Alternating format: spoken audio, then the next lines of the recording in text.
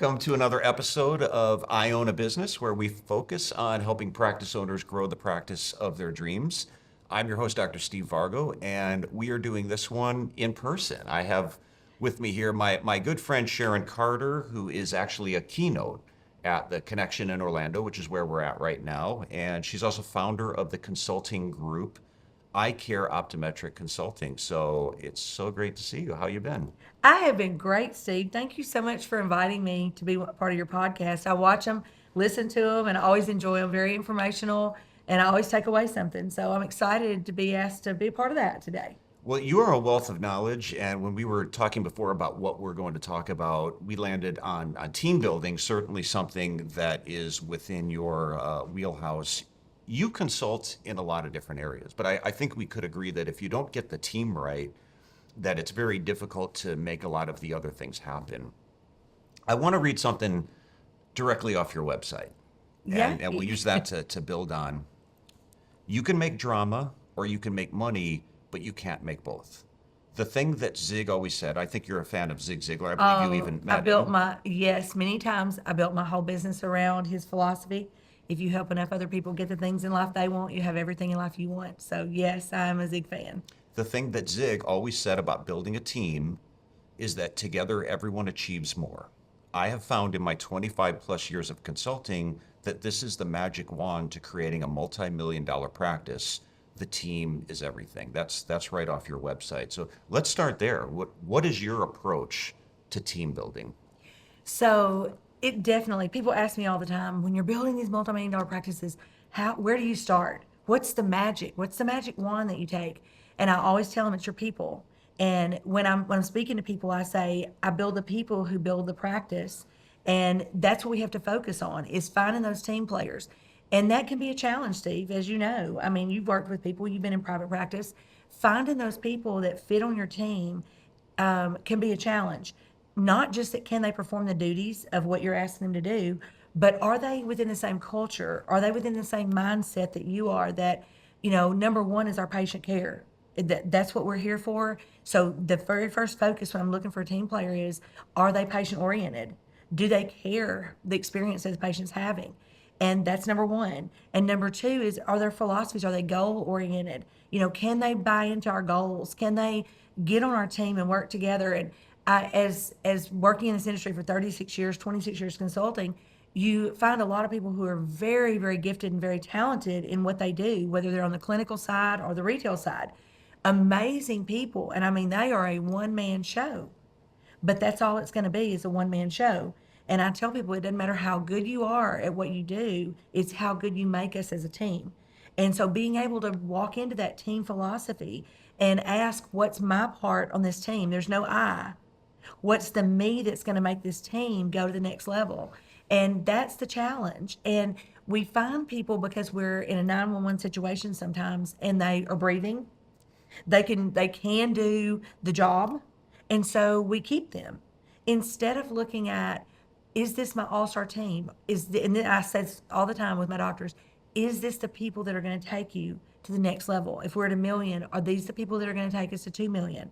And then we try to give them the tools that's going to get there, because just having them there and giving them a position and telling them what we expect can set them up for failure sometimes, because they don't always come with the tools, like leadership, like even managing them out their own self sometimes.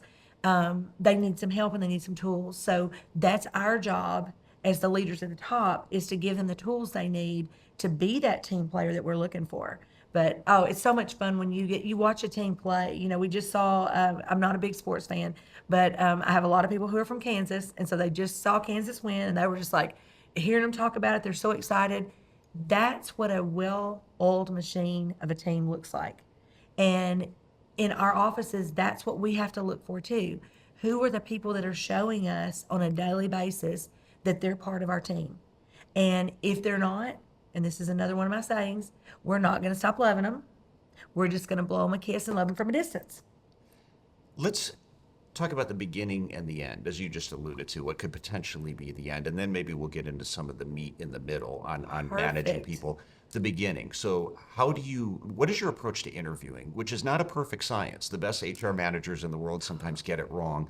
but what is your approach to interviewing and perhaps understanding, maybe getting clear on what kind of person we need from the beginning, and then increasing our odds? Again, it's not a perfect science, but increasing our odds of getting somebody who's going to be a good fit. And then where along the journey do you decide this is not going to work out? Oh, this is exciting. So I had to come up with an interview process several years ago because I realized, and you and I were talking about this before we started the podcast, of how you're an introvert, I'm an extrovert, and how that's two different mentalities, how that's two different ways that we go about things, and how we need some of those people on our team, both kinds of people. But there's a place for those people. So the first thing I did was create a seminar called Personalities in the Workplace. And I took the personalities, and the one I use is from Florence Littire's book, Personality Plus. And you look at how people are wired. And if you can put someone in a place that they're wired to do, you're teaching them how you do it. But they're wired to, I mean, they come to work, they're so excited because they're doing what they love. And that's the very first part of setting them up to win. So I give them a personality evaluation on the very beginning so that I know kind of what I'm getting. And I tell them, I want to match the person with the job. I want you to come to work every day excited because you're doing what you love. And so that's part of my interview process. I have interview questions. I like to know what they're planning for the future. Are they invested in our corporation, in our company, and in our patients? So I have a whole interview process. And if anybody would like that, I would be glad to send that to them because it came together and has grown over the last 26 years to try to set ourselves up to win because we spend a lot of time and money interviewing those people. Then we do a shadowing. I like for them to come in and see this is what life looks like. And I do it at the busiest time I can possibly bring them in. And they get to see this is what it's going to look like on a day-to-day basis. These are the people I'm going to be working with. And that does a couple of things. The first thing it does is it doesn't surprise them when they come in and see what life looks like. The second thing is that they get to meet the people they're going to be working with. So that when they come to work on the first day, instead of them being, oh my gosh, are they going to like me? Am I going to like the job? They're coming in all excited. One girl told me, she said, this is my job. Can I start at 8 o'clock in the morning? This is my job. They already know and they're identifying this is my place.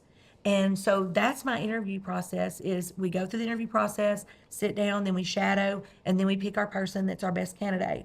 I always try to handle everyone that I don't pick in a professional way because sometimes I have to go back to those people if that person doesn't work out. Then I do a 90-day, and I tell them this is 90-day probationary period when you're going to decide if we're a good fit for you and we're going to decide if you're a good fit for us.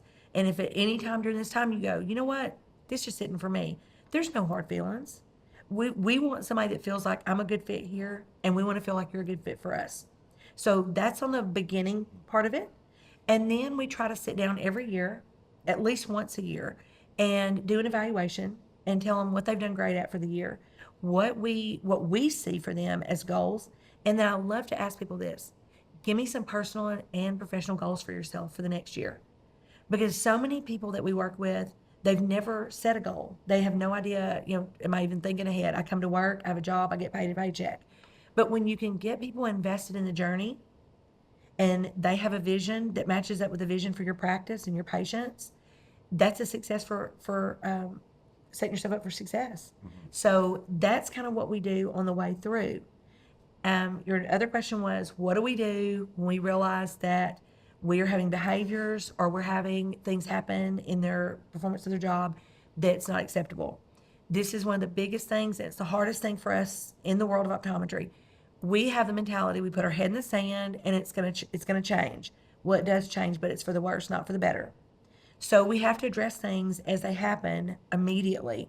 So we have to have proactive leadership that when we see things that are not fitting in our culture, that are not getting us what we need with our patients, not taking care of our patients at the level we need, we have to address those things. And we start out addressing those in a more informal way. Hey, I'm observing this with you, and really, this is how we would like this to happen with our patients. And then I always ask this question: is there any reason why we can't do it this way? And if they say no, then they're telling me I can do it. The question is, will they do it? And then the next question I ask them is, what do you need from me? Do you need anything from me to help you get this done in the way I'm asking you to do it? because I want to be a tool for them if they need something. And sometimes they'll say, Sharon, my time, it's just so crazy. There's no way I can get that done. Then I'll say, okay, then I'm going to observe and we'll see. And if I really want you to do that, then what I'll do is I'll see what I can take off of your plate and redelegate to someone else. So just being proactive, hearing them, helping make the corrections we need in a timely manner. If you correct something within the first 3 or 4 times they do it, it's very easy to correct and they don't take it offensively. They make the changes usually. If you wait 6 months, it's over. It's a habit. And then it's you calling them out, it's defensive, and very seldom are you going to be able to make those corrections and keep that person as a good employee if you don't make the corrections quickly. And I find that is the very hardest thing in our world is having that because they feel like that's a conflict. And I said, it's not a conflict, it's a re-education. Let's change our mindset that we're not calling them out, we're calling them up to be better. And when you go into it with the mindset of, we're going to call them up, I'm calling you up to be better for our patients, not calling you out with your bad behavior. I'm calling you up to be better. So that's my philosophy is how do we approach it in a positive way that people feel we want them to be successful. You know, you've worked with staff. A lot of times they feel like you're trying to fire me. You want me to leave. And I've had people say that to me. You just want to fire me. And I said, well, if I wanted to fire you, I would have already fired you. I want you to be successful. And I'm going to give you every tool I can to help you. But these are things that have to change if you're going to be a success on our team. Your approach is more, because feedback is so critical, and a lack of feedback leads to so many of the problems. And I hear the same thing a lot, whether it's an employee that's just not performing at the level they need to be performing at, or whether there's behavioral issues, is that in many cases just haven't been given the feedback, or we're going to wait till that annual review, or we're going to wait till that quarterly review. It sounds like your approach is more giving people that feedback in the moment. And there is a certain repetition, I think, that goes along with being a leader. There's a phrase I heard, when you're tired of hearing yourself say it, that's when people are starting to hear it. And I think that goes into a lot of the culture building, is people tend to place more priority on the things that they're hearing over and over. But do you have any particular recommendation or format? Some people are, well, we have our morning huddle or our weekly meeting. Is your approach more aligned with just giving feedback in the moment when it's probably most visible to the employee that needs to hear it? That's definitely important, but we have to have communication. Any business that you're in, if you're going to keep everybody on task and everybody on the same page, and even keep your culture the same, you have to have meetings on a regular basis. My best case scenario is weekly meetings. We're looking at our goals. We're looking at, is there anything that we've had happen the last week that we need to talk about that we could have handled better? Is there anything coming up for the next week? Just good communication. That is the one thing that I find in practices that's lacking. It's my biggest challenge in every practice I go into is getting the same communication to everybody on the team. And anytime someone on the team gets a piece of information that everybody doesn't get, there's a feeling that they're on the in and I'm on the out. That starts creating the unstableness in a team when they feel like I'm not in on everything that everybody else is getting to be in on. And then they're not as in on your practice as they could be because they don't feel like you're bringing them into the huddle. So I always like to have a weekly meeting. I have offices that don't do weekly meetings. They don't do monthly meetings. When I come, we do a monthly meeting. We shut everything down and we have 2 hours. We have something that we're going to talk about that we're going to either implement, some training or something that we do, but we also go over numbers. Where are we? That keeps everybody solid on what is our focus and what's my part in that. And there's an accountability. When you're giving your numbers and everybody's numbers are over the top and then you give your numbers and it's on the bottom, there's a level of accountability. And what I find though is very interesting is a lot of my teams will say, what can I help you to do to get your numbers up? Hey, what if we do this? Will that help you? Because they're in it together. They see it as a team.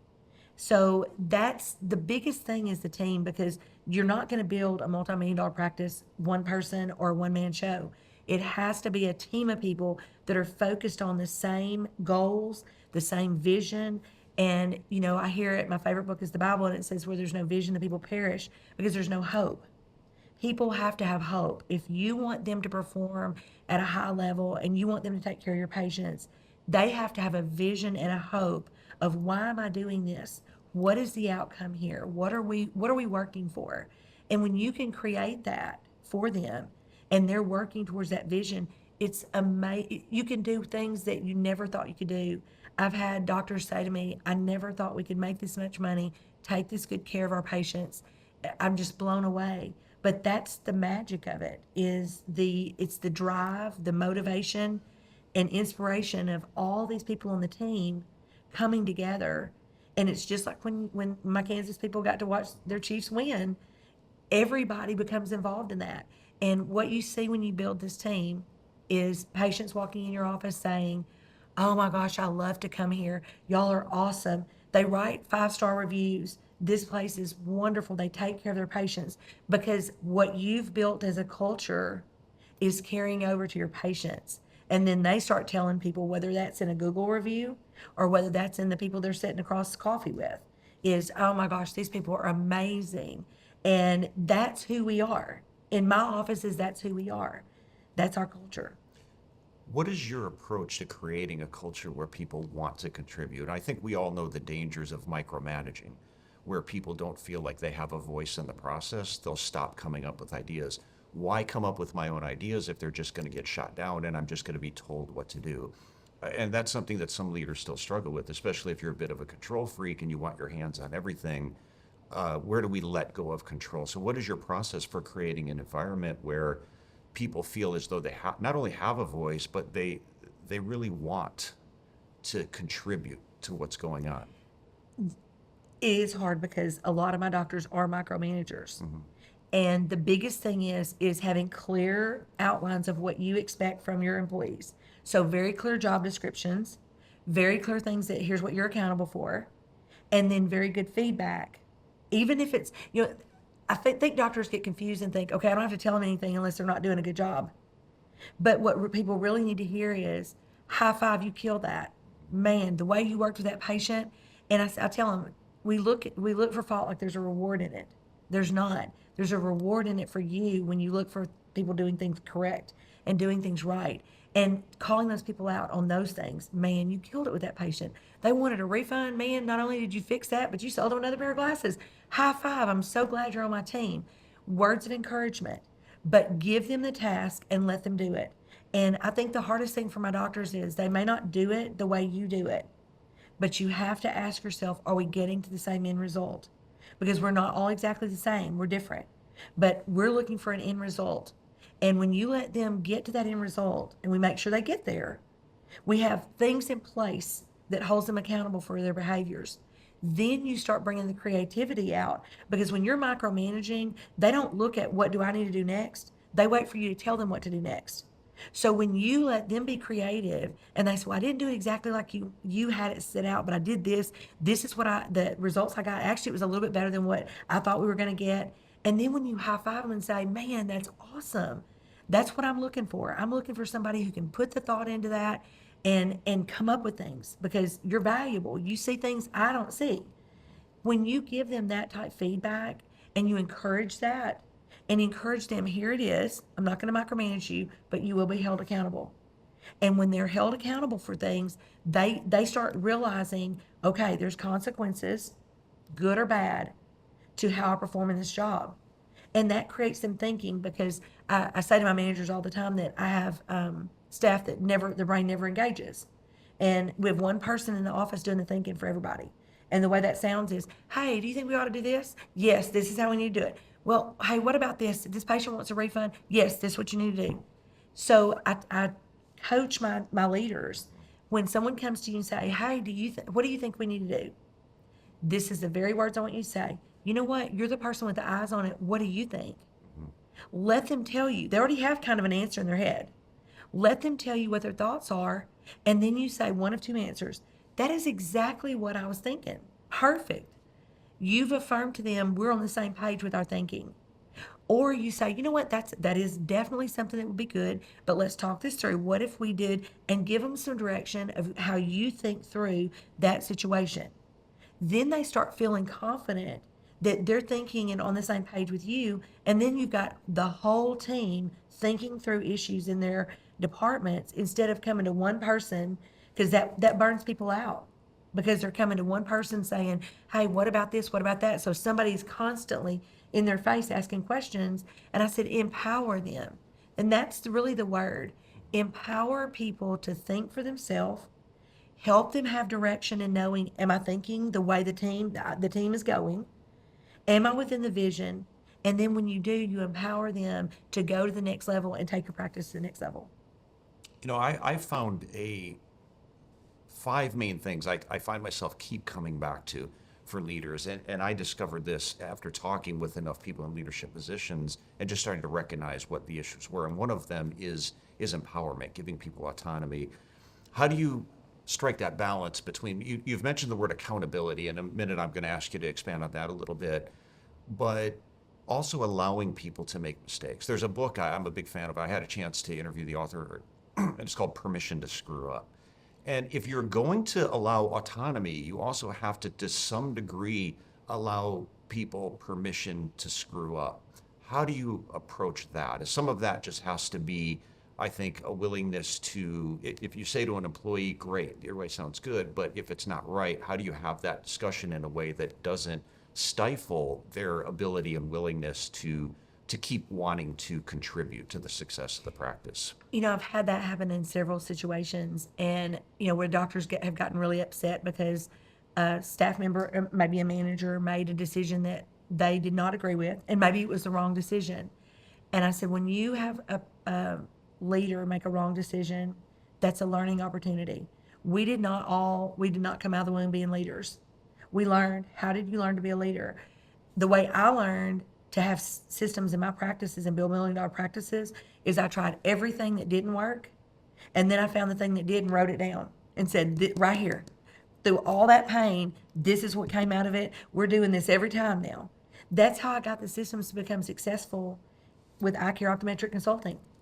I tried everything that didn't work and found the thing that did. And we have to allow people to make mistakes. We learn more when we make mistakes than we ever do when we make successes. And the pain of a mistake will drive you to find success. And that's what I say to my doctors is, give them that ability. Don't micromanage them. And when they make a mistake, call them in. Don't holler and yell at them. Sit down and have a conversation and help them understand. And a lot of times they handle things differently than the doctor would want to handle them. And sometimes the doctor may not be right in the way he would want to handle them. So I said, you have to help them understand, this is your vision, this is your practice, here's how I want this to happen. Here's what my vision is. And, you have to sit down. The accountability is huge because you can't make changes with no accountability. So when you sit down with accountability, we're not tearing people down at the core of who they are. We're helping people become better. And the way you do that is you re-educate them on a better way to do the thing that they did that they failed at. And I read a book, I love books too, is Failure is Not Those That Never, no, excuse me, let me think how it goes. Oh my gosh, I can't believe it's left my mind. It's a little bitty book. Winners are not those that never fail, but those that never quit. And it talks about how everybody that's ever won anything has failed many times. And if you've ever looked at athletes, they talk about how many times they failed to make the one success that they had. And I think we overlook that and we expect people to win and be successful every time. But the biggest learning things in our life are the things where we feel like we failed. But that was the stair step that took us to success. And it's a re-education process. And I tell them this, well, they don't like to have constructive criticism. I said, we're not criticizing them. That's saying there's something wrong with you. We're saying there's something wrong in the way we're doing this process. We're going to re-educate you on a better way that's going to help you. It's going to be easier. It's going to bring you more success, and it's going to flow. And that is just a re-education process. We're going back to here's the process we were doing. That's not working. What will work?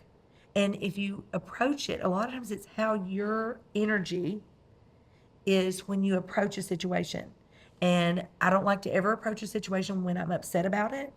because that energy carries forward and they pick that up and it's like, okay, they're mad at me, they're upset with me, and I never want that to be the feeling. The feeling is this is the behavior we're addressing. This is what's wrong with it. Here's what doesn't work. Here's what let's realign and let's try this. Now, if they at that point do not make the corrections I'm asking them to make, then we're going to go into a more formal write up. And then I'm going to write it down and I'm going to go over it with them again. And I tell them this is starting our disciplinary process because we've discussed this. I thought we were in agreement that this is how we're going to do it going forward. You didn't feel like you had any problem doing that. You could do it that way, and it's still not getting done. So we're sitting here again addressing the same situation. So now we're starting the disciplinary process. So, and I always like to let them know if the corrections aren't made at this time, it's going to be a formal write-up with consequences, which could be a probationary period with a cut in pay, and then we'll give you tools to get this corrected. Now, there are some things that are immediate termination. You know, if theft, issues with patients, sometimes HIPAA violations, that's going to be an immediate termination. Most of the time, we have a disciplinary process, and that's in our manual, so that they understand coming on board with us. Here's how we handle it when your behavior or your performance is not at a level it needs to be. So we have that in our manual, so they already know how it's going to be handled. But then I tell them again, you know, and I always say my best case scenario is we walk out of this room and the corrections are made, and you're the team player that I know you can be. And the biggest thing I think as leaders, we have to let people know that we believe in them and we think they can accomplish this. If you go into it with the energy that you don't think they're going to be able to do it, they pick that up. Why should they even try? If they already feel that you don't think they're going to be successful, why should they even put the energy into it? So I always want people to know I believe in you. I picked you. I brought you on this team, and it's my job to make you successful. If it's at all possible, that's my job. So I'm going to help you be successful. But these are things, and my words are, these are deal breakers. This has to be corrected, or you're not going to be able to be on our team. And that would be horrible for me. Yeah. Because you are part of my family. You're part of my team. So I want to help you. But that accountability, that's where it gets hard. So what we do instead is a lot of times talk about them behind their back to other employees, which is trauma. And we don't go to the people, or if we have a problem with someone, instead of going to the person that can affect that, we go to the people behind their back and we create drama. And again, when you start drama, no one's focused on our goals, our vision, or our patients. They're focused on the drama. So that's why you can make drama or you make money, but you're not going to do both. So keeping that drama away starts with very clear instruction, communication, and then accountability for our actions, because we're adults. Yeah. So, I mean, you're, again, hitting on the things, I mentioned the 5 things before, and I don't claim this to be an exhaustive list, but setting expectations, which you just mentioned, but you can continue going back to accountability, which I think is such a important aspect of leadership, and also the missing component. One of my favorite definitions of accountability is getting people to perform in a way in advance in which they know they're going to have to answer for their performance at a later date. When people know that they're going to have to answer for what they do, it does build in some mechanism of accountability. And if maybe it doesn't happen initially, and that conversation might have to happen a few times, but as you said, you kind of escalate the process.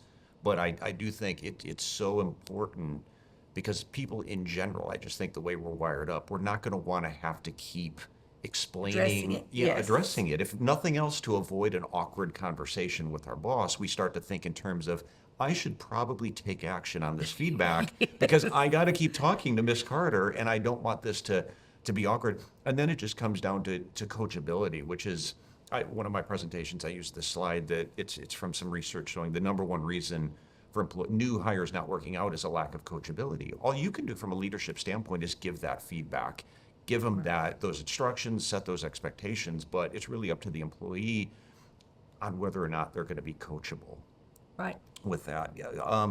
Can I ask you to speak to leadership by example? I had a doctor once who called complaining about how many of his employees were showing up late to work. And he was going on, and he dripped this in there at some point, just almost, very casually, he says, well, I know I'm late a lot, but I'm like, whoa, hang on, hold on. You're late a lot. What kind of message is that sending to the rest of the staff? How important is this leadership by example component? That's everything. No one's ever going to perform at a higher level than their leader. They may for a little bit, and that's what I find. One of my favorite books is The Five Levels of Leadership by John Maxwell, and it defines leadership very, very well of letting you know where you're at. And the first level is somebody gave you a title. They saw something in you that they felt were skill sets that might make you a good leader. So they gave you a title. But when you're walking out with your staff, you're just all you have is a title. They're only following you because of a title. And if you don't perform at that higher level and walk the walk, how can they follow you? How can you lead when your behavior is in the back? And what happens is I have people that are natural leaders, and they'll go from leaders level 1, they'll build a relationship with their people, then they'll go to 3 where they're producing in front of them, and then they're being led by a level 1 leader. They get very frustrated because that person is not leading by example. They're not performing, they're not producing. They're asking them to do things that they're not willing to do.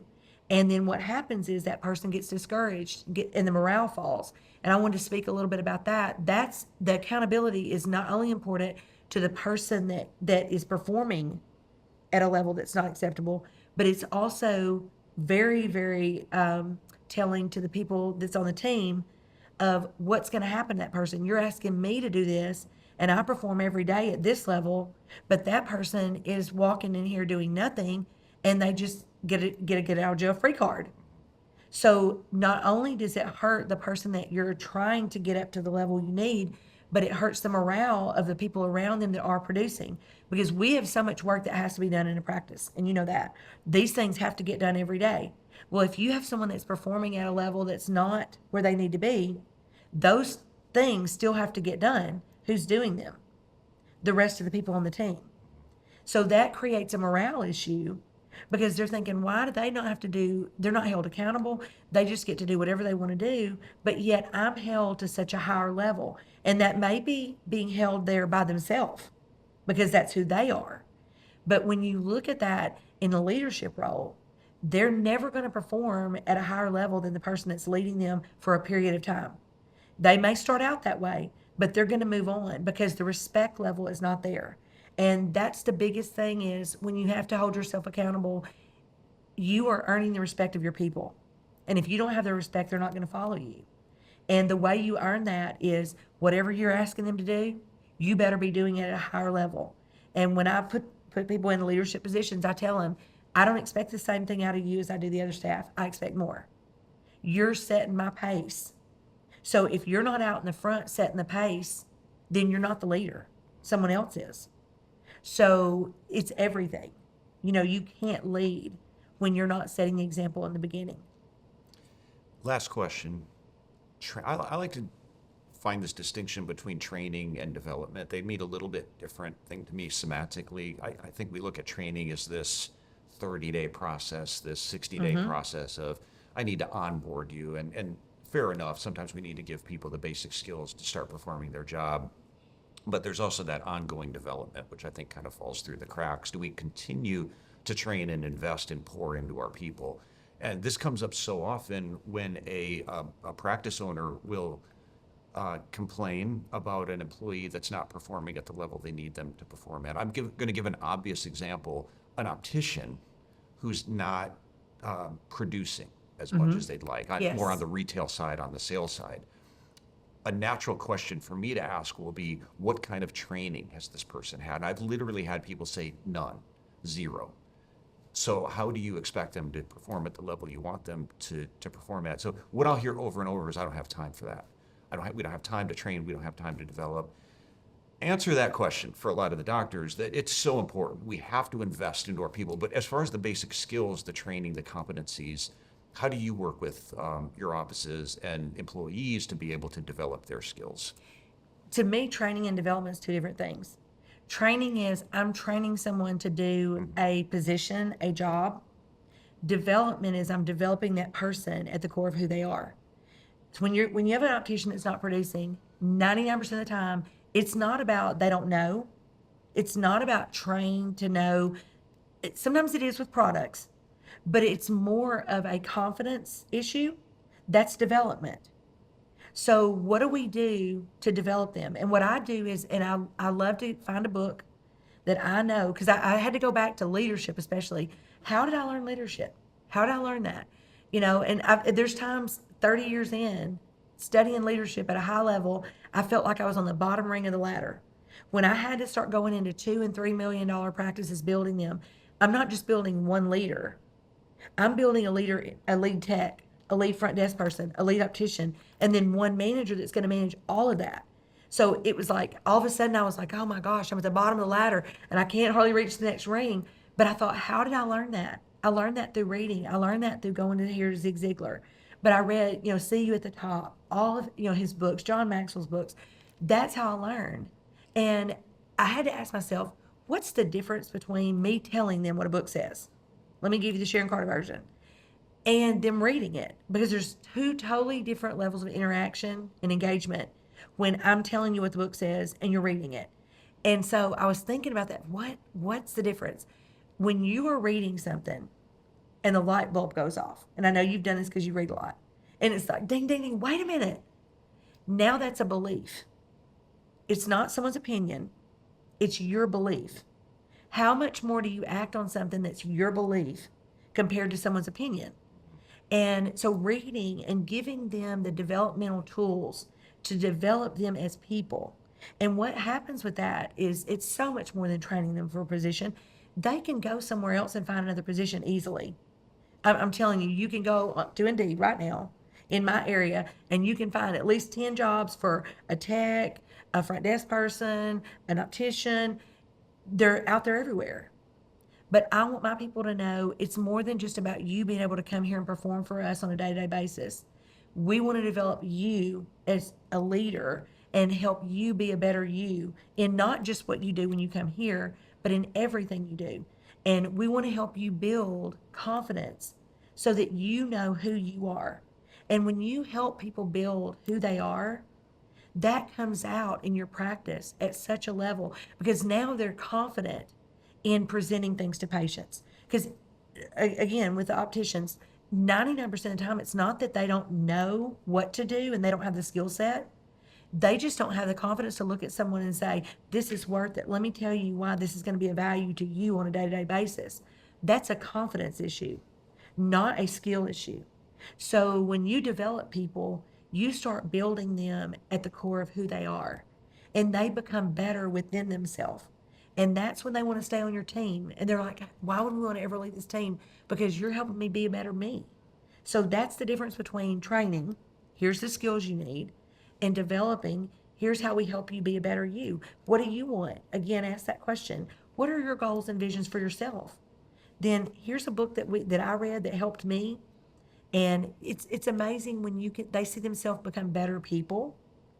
They're more committed to your team and to your leadership. So that's the difference for me between training and development. Ms. Carter, you're a wealth of knowledge. Oh my gosh. This was great. Thank you so Steve, much. I enjoyed it so much. Thank you for inviting me. Where can people find out more about you? Where can they get in touch with you? They can find me and my crazy on my website at ecoc.biz. And it'll give you all the different things that we do, some of the other consultants that work with me. So anything that you need, you can also email me there. If you would like my interviewing systems, any of that, please feel free to reach out to me because that's what we do. We're here for each other. Awesome. Well, thank you so much. And really looking forward to your keynote on Sunday, correct? Yes, on Sunday. Okay. Change. Awesome. Well, thanks so much. And if you'd like more information about iDoc and how we work with ODs to help them grow the practice of their dreams, you can find out more at idoc.net. So thanks everyone for listening. Thank you, Sharon, and we'll see you next time.